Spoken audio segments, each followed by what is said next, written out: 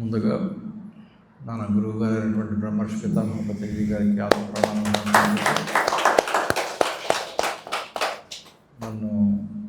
నేను యుఎస్ నుంచి వచ్చినప్పటి నుంచి ఆ పక్కన నడిపిస్తున్నటువంటి వీసాద్ గారి కృతజ్ఞతలు తెలుపుకుంటూ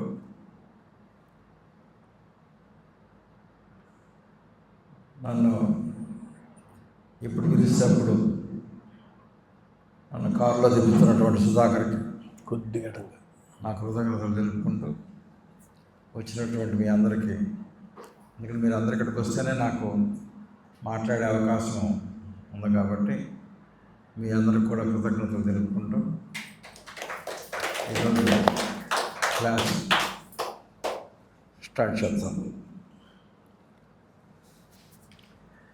వీళ్ళు ఎవరికైనా ప్రత్యేకంగా ఏమైనా ఒక ఆధ్యాత్మిక విషయాల గురించి ప్రత్యేకంగా తెలుసుకోవాలనుకుంటున్నారా? ఎందుకంటే మీరు ఏది తెలుసుకోవాలనుకుంటున్నారో ఆ విషయాల గురించి మాట్లాడితే ఉపయోగం ఉంటుంది. ఎవరికైనా ఏమైనా ఐడియాస్ ఉన్నాయా? ఫలానా గురించి చెప్పండి, ఎందుకంటే ఆ విషయాల గురించి మాట్లాడుతున్నాం. టాపిక్ మిమ్మల్ని అడగమంటున్నారు. ఏ టాపిక్ అయినా పర్లేదు. ఆత్మజ్ఞానం. ఓకే, అందరూ అదేనా? చేతులు ఎత్తండి. ఓకే. మనసులో కర్మలు ఉంటాయా నిజమా? ఓకే. ఇంకా క్వశ్చన్లు వేయండి, అన్నీ కలిసి వస్తాయి. ఆత్మజ్ఞానం, కర్మ సిద్ధాంతం, ఇంకా ఆత్మజ్ఞానం, కర్మ సిద్ధాంతం, ఇంకా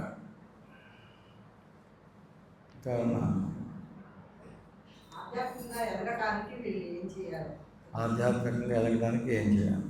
okay, very good, very good.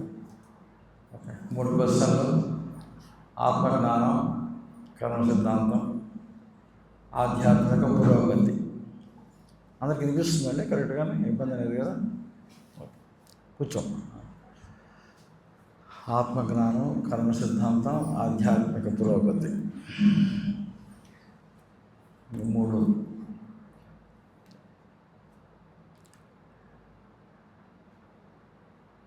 మొట్టమొదటిసారిగా ఒక ప్రశ్నతో ఇట్లా ఈరోజు క్లాస్ ప్రారంభిస్తాను.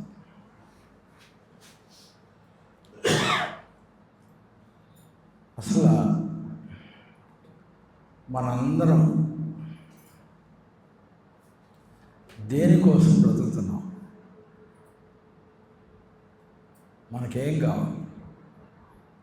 కొంతమంది వ్యాపారాలు చేస్తున్నాం, కొంతమంది ఉద్యోగాలు చేస్తున్నాం,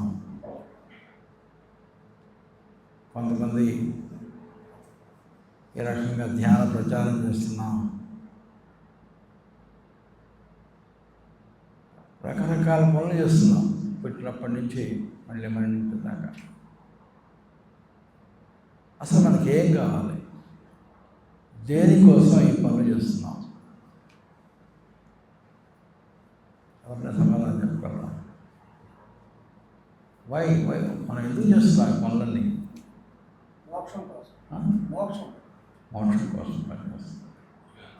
మోక్షం అనేది మామూలుగా మాట్లాడుకున్నాం, పెద్ద పెద్ద పదాలు ఇప్పుడే చివరికి తీసుకున్నాం. మామూలుగా ఎందుకు? ఇప్పుడు ఇందాక మీరు అన్నారు, ఏం చేస్తున్నారు సార్? వ్యాపారం చేస్తున్నారు అని చెప్పారు. ఎందుకు వ్యాపారం చేస్తున్నారంటే ఏమన్నారు? వయసు వచ్చిన తర్వాత ఇంట్లో కూర్చుంటే ఏ ఆలోచన వస్తుంటాయి కదా సార్. అందుకని ఏదైనా ఒక దాంట్లో కనుక మనసు కనుక ఆలోచిస్తే టైం కాలేకపోతుందని చెప్పారు. అవన్నీ దేనికోసం?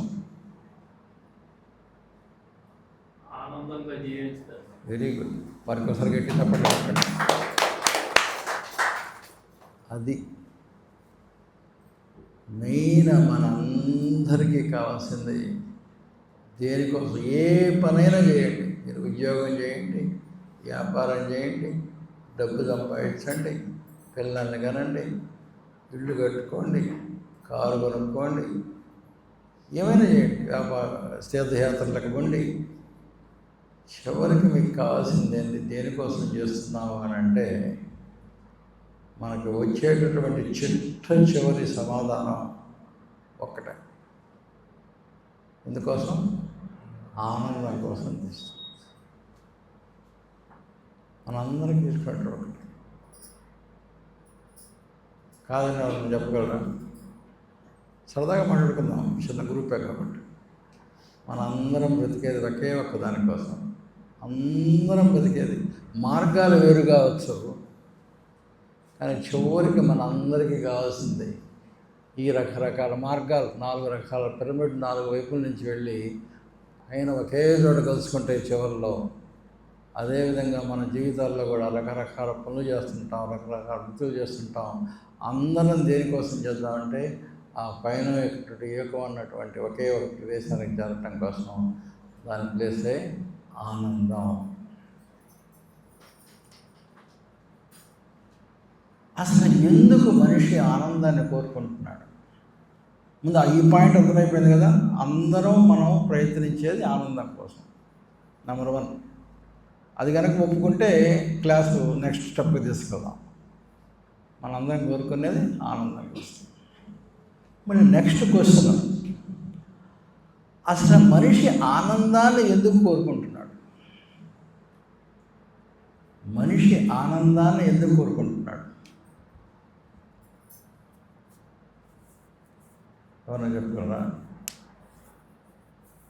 మనిషి ఆనందాన్ని ఎందుకు కోరుకుంటున్నాడు? సహజంగా ఆనంద స్వరూపుడైన. Very good question. మరొకసారి చెప్పండి. సో నాకు వెరీ హ్యాపీగా ఉందండి ఈ గ్రూపు. ఎందుకంటే కొంచెం బాగా చదువుకున్నటువంటి వాళ్ళలాగా ఉన్నారు, కొంచెం స్పిరిచువల్ ప్రాక్టీషనర్స్ లాగా ఉన్నారు. అలా ఉంటే క్లాస్ ఇంకా పవర్ఫుల్గా ముందుకు వెళ్తుంది. Very good. దీనికోసం అండి సహజంగా మనిషి ఎప్పుడు కూడా తన సహజ స్థితిలోకి, మనిషే కాదు ఏదైనా సరే, ఒక వస్తువు కానివ్వండి, ఒక జంతువు కానివ్వండి, ఏదైనా సరే తన సహజ స్థితిలోకి వెళ్ళడానికి ప్రయత్నిస్తుంది. తన సహజ స్థితిలోకి వెళ్ళడానికి ప్రయత్నిస్తుంది.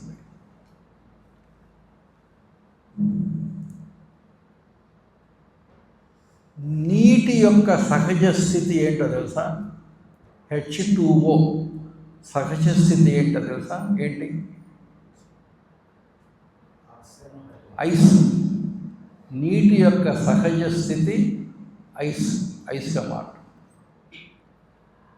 నువ్వు గనక నీరు ఎప్పుడు కూడా దేని కోరుకుంటుంది తెలుసా? నాకు అవకాశం ఇస్తే నేను వెళ్ళి ఒక ఐస్గా మారి, ఐస్ని తెలుగులో మంచుగడ్డ అనేది నీటి యొక్క, మీరు అన్న పదం ఏంటది? సహజ స్థితి. అందుకని నీటిని కనుక వదిలేసామనుకోండి, సూర్యుడిని తీసేసి వేడిని తీసేసి చేసేస్తే వెళ్ళి ఎట్లా స్థిరపడుతుందో తెలుసా? మంచు గడ్డగా స్థిరపడిపోతుంది. ఇంకంతే. అది నీటి యొక్క సహజ స్థితి. ఆ మంచుకి కనుక కొంత శక్తిని ఇస్తే ఏమవుతుంది? నీరు అవుతుంది. నీరు కనుక ఇంకొంచెం శక్తిని ఇస్తే ఆవిరిగా మారిపోతుంది. ఇచ్చిన శక్తిని వాయువుకి నీటి ఆవిరికి ఇచ్చిన శక్తిని కొంచెం బయటికి లాగేస్తే నీరు అవుతుంది. నీరుకి ఇచ్చినటువంటి శక్తిని కొంచెం బయటికి లాగేస్తే ఐస్ అయిపోతుంది. ఐస్ నుంచి ఇంకేం చేయడానికి లేదు, అంతే ఐస్. అందుకనే కదా మన మంచు కొండలు ఇవన్నీ కూడా. ఇక నీరు ఇంకొక స్థితికి వెళ్ళుద్దని లేదు. ఎందుకు? అది సహజ స్థితి. ఈ పాయింట్ అర్థమైంది కదా. ఇంకా నెక్స్ట్ ముందుకు వెళ్ళచ్చు. ఓకే. అయితే మనిషి యొక్క హడావిధంగా మనిషి యొక్క సహజ స్థితి కూడా ఆనందంగా ఉండడం. అట్టంట తెలుసుకోవాలి అంటే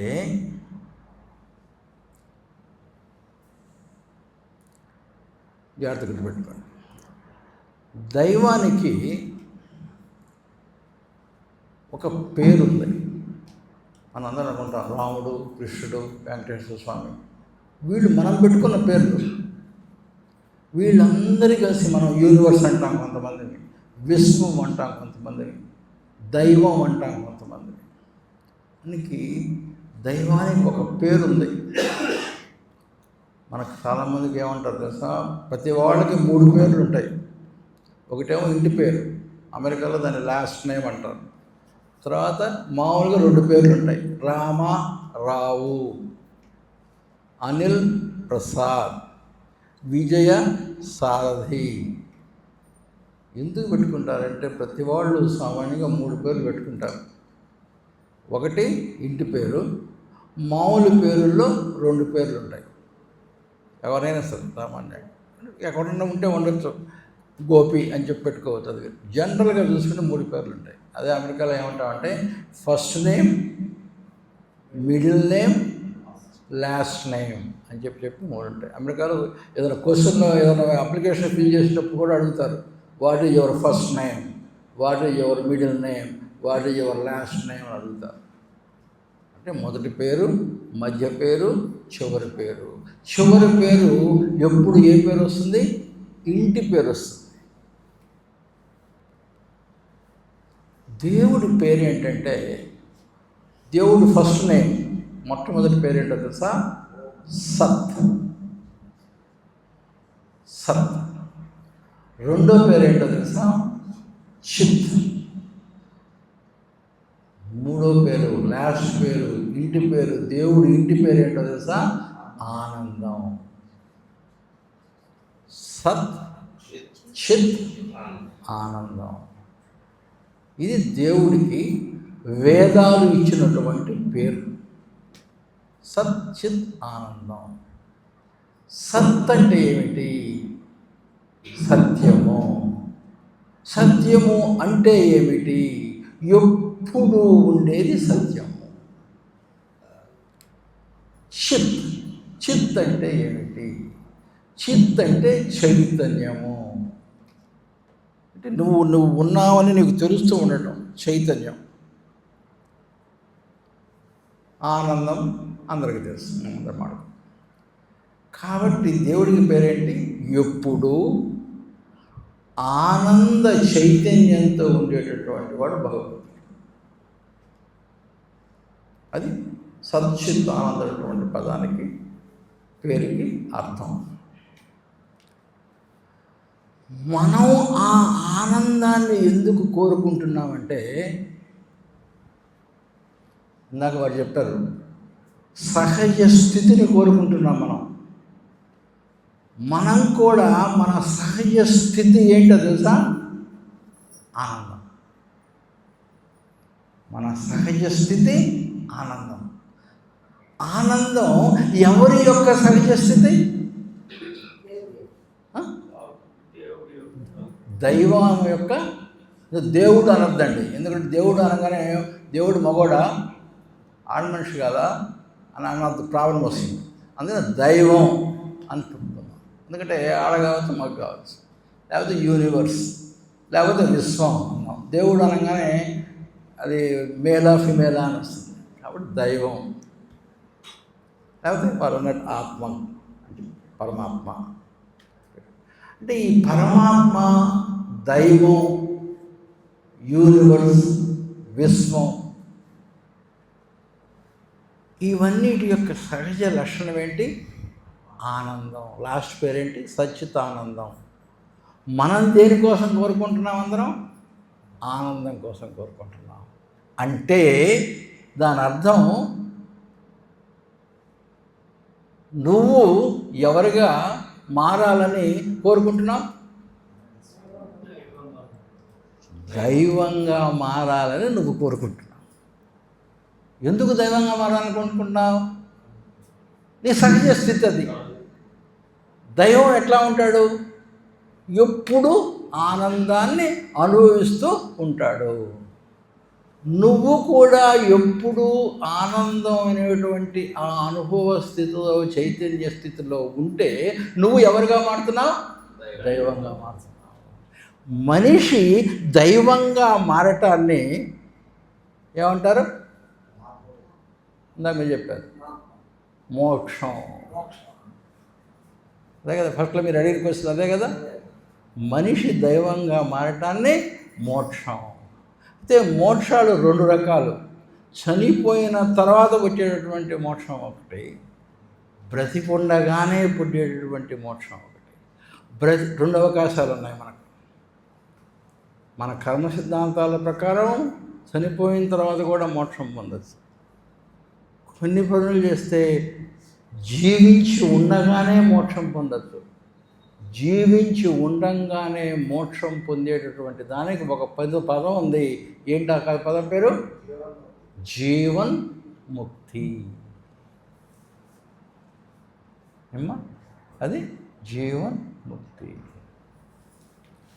అయితే ఈ జీవన్ ముక్తిని ఎలా పొందాలి? అదే ఆత్మజ్ఞానం. అది అడిగింది. ఈ జీవన్ ముక్తిని ఎలా పొందాలి వారు అడిగారు. ఆధ్యాత్మికంగా ముందుకి ఎలా వెళ్ళాలి? ఈ కర్మల వల్ల మనకేదన్నా ఇది ఉంటుందా? ఈ 3 ప్రశ్నతోటి చూడండి విశ్వం యొక్క గొప్పతనం. నేను ఎక్కడికైనా వెళ్ళండి, నేను ఒక టాపిక్ చెప్పాలని చెప్పి వచ్చి కూర్చుంటాను. ఈరోజు ఈ టాపిక్ మాట్లాడదామని చెప్పి నేను కూర్చుంటాను. విశ్వానికి చెప్తాను, విశ్వం నేను రోజు వెళ్తున్నాను ఈ టాపిక్. ఎందుకంటే నా దగ్గర ఒక 20-30 టాపిక్స్ ఉంటాయి. ఈరోజు ఈ టాపిక్ చెప్దామని వచ్చి కూర్చుంటాను. విశ్వానికి చెప్పి నేను వచ్చినటువంటి వాళ్ళని ఏ టాపిక్ కావాలని అడుగుతాను. నేను ఏమి టాపిక్ చెప్పాలి అని చెప్పి నేను అనుకుంటున్నానో అటువంటి ప్రశ్నలు ఆడియన్స్ నుంచి వస్తాయి. ప్రతిసారి జరుగుతుంది. No exception. అంటే ఏంటంటే మనం ఇప్పుడు జరుగుతున్నది మొత్తం చెప్తుంది నేను కాదు, విశ్వం నా చేత చెప్పిస్తుంది.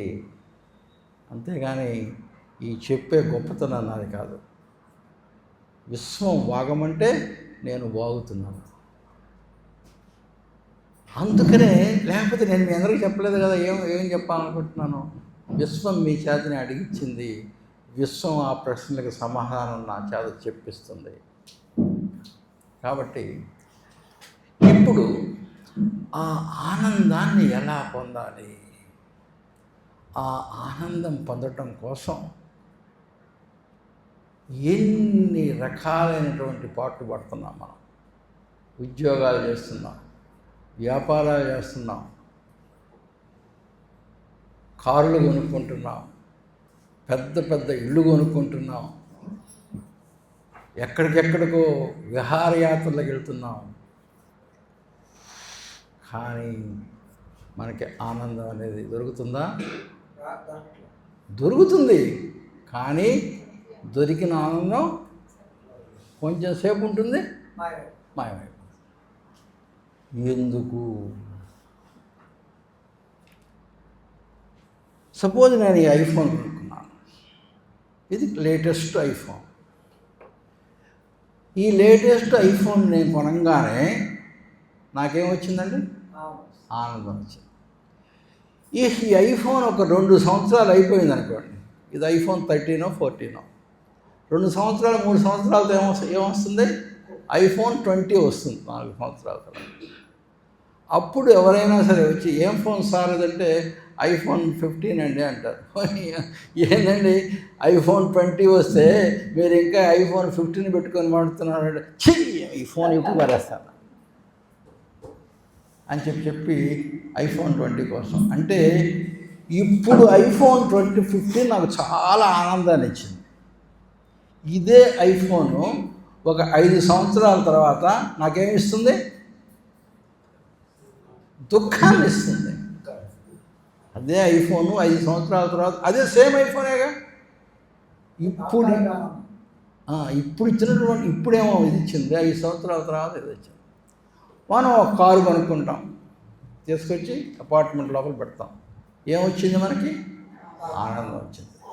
మనం లోపలికి వెళ్ళి కిందకు వచ్చావట ఎవరో పక్కవాడు వచ్చేసేసి దాన్ని పొరపాటున కొడతాడు. వచ్చి చూసుకుంటే కారు డ్యామేజ్ అయి ఉంటుంది. సేమ్ కారు ఇప్పుడు నీకేమిస్తుంది? దుఃఖాన్ని ఇస్తుంది.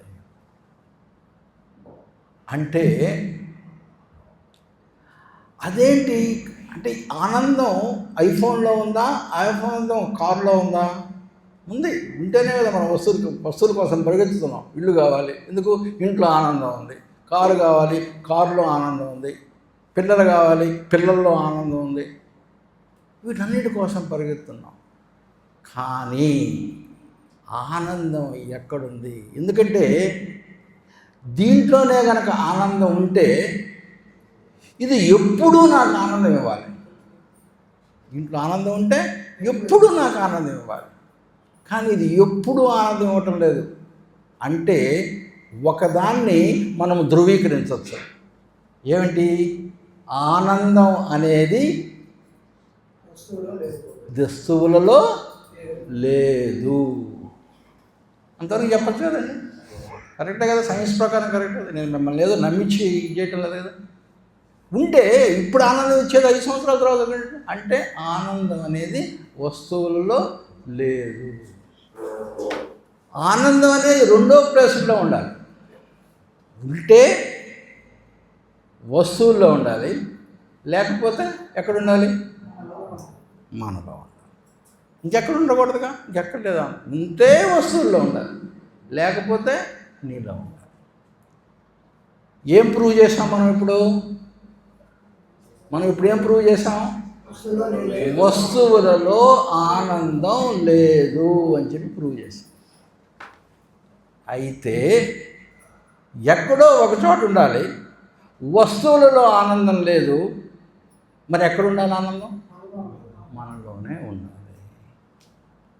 అంతేగా, ఉండాల్సిన ఓన్లీ 2 ప్లేసెస్. ఒక చోట లేదు కాబట్టి మనలోనే ఆనందం ఉండాలి. అయితే నీలోనే ఆనందం ఉంది. అయితే ఏం జరుగుతుంది? నువ్వు సెల్ ఫోన్ కొనుక్కున్నప్పుడు ఇది నీలో ఉన్నటువంటి ఆనందాన్ని బయటికి తీస్తుంది.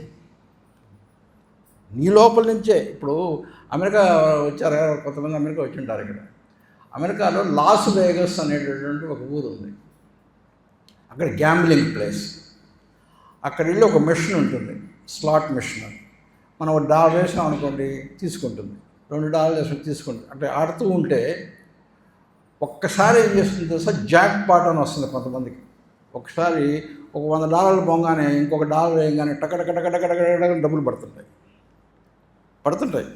ఒక $1000 $2000 వస్తుంటాయి. Casinos with music casino. అప్పుడు చుట్టుపక్కల వాళ్ళందరూ oh my god congratulations, jackpot వచ్చింది, అది తెగొచ్చి పోగొడుతూ ఉంటారు. నువ్వేమో అసలు ఆకాశంలో లేచిపోతూ ఉంటావు. అబ్బో ఎన్ని డబ్బులు. ఆ మ్యూజిక్ కూడా అట్లా పెడతాడు వాడు. మన లంక మెందల్లో నీళ్ళు ఎట్లా వస్తాయో, మన నాణ్యాలు వచ్చినప్పుడు ఎట్లా మ్యూజిక్ కూడా అట్లా పెడతాడు ఆ మిషన్లో. అంటే ఇండియా నుంచి అమెరికా వెళ్తారు కొంతమంది. అమెరికా వెళ్ళి మళ్ళీ ఫ్లైట్ వెళ్ళి లాస్ వేగాస్కి వెళ్తారు, ఎంతో ఖర్చు పెట్టుకొని. వెళ్ళి ఆ మిషన్ ముందు కూర్చుంటారు. కూర్చుంటే అది వస్తుంది. అంటే ఆ కాయిన్స్ ఆ మిషన్లో నుంచి బయటకు వస్తూ ఉంటే ఆనందం కూడా ఆ మిషన్లో నుంచి కొంచెం కొంచెం కొంచెం కొంచెం బయటకు వస్తుందా? లేదు.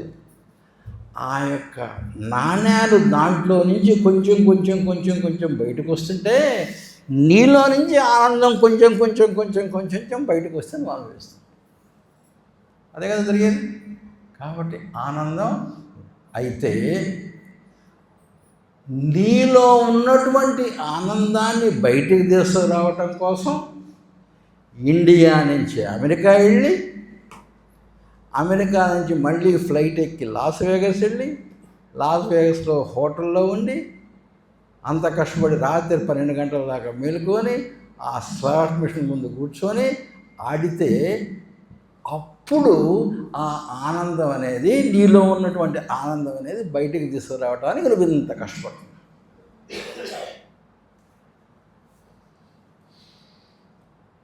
లేదా ఇంకా ఏమైనా ఒక మార్గం ఉన్నదా? ఈజీగా ఈ ఆనందాన్ని బయటికి తీసుకొచ్చేటటువంటి మార్గం ఇంకా ఏమైనా ఉన్నదా? ఉంటే ఏమిటది? ఫస్ట్ ఉన్నదా? ఉన్నది. Very good. ఉంటే ఏంటది? ధ్యానం.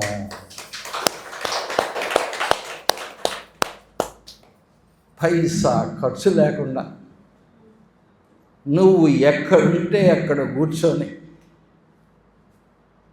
కళ్ళు మూసుకొని ధ్యానం చేస్తే ఇంత ఖర్చు పెట్టుకొని లాస్ వేగస్ పోయి ఇంత కష్టపడి ఇన్ని డబ్బులు పోగొట్టుకొని పొందే ఆనందం కరెక్ట్గా ఈ సెంటర్లో కూర్చొని కనుక గంట సేపు ధ్యానం చేస్తే పొందుతాం. ఆ ఆనందం టెంపరీ, మళ్ళీ అర్థం కాదు, అది మళ్ళీ వచ్చిపోతుంది. ఇది అట్ట కాదు, కంటిన్యూస్గా చార్జ్ చెబుతాం. కాబట్టి ఈ ధ్యానం వల్ల ఈ ధ్యాన గమ్యం ఏమిటి? శాశ్వతమైనటువంటి ఆనందం. ఈ ధ్యాన గమ్యం ఏంటి? శాశ్వతమైనటువంటి ఆనందం. ఎక్కడుంది ఆనందం? నీ లోపలనే ఉంది. నీ లోపల ఉన్నటువంటి ఆ శాశ్వత ఆనందాన్ని బయటికి తీసుకొచ్చేటటువంటి ఏకైక మార్గం ఒక్కటే. ఏమిటి అది? ధ్యానం. అర్థమైందండి? ఇంతవరకు ఏమైనా ప్రశ్నలు ఉన్నాయా? నెక్స్ట్ స్టెప్కి వెళ్దాం. ఇంతవరకు ఏమైనా డౌట్స్ ఉంటే అడగండి. క్వశ్చన్ వేయచ్చు ఇప్పుడు విన్న దాంట్లో క్లారిటీ కోసం. ఓకే. కాబట్టి ఇది ధ్యానం అనేది నీలో ఉన్నటువంటి ఆనందాన్ని బయటికి తీసుకురావటం, దానికి మనము ధ్యానం అనేది చేస్తున్నాం.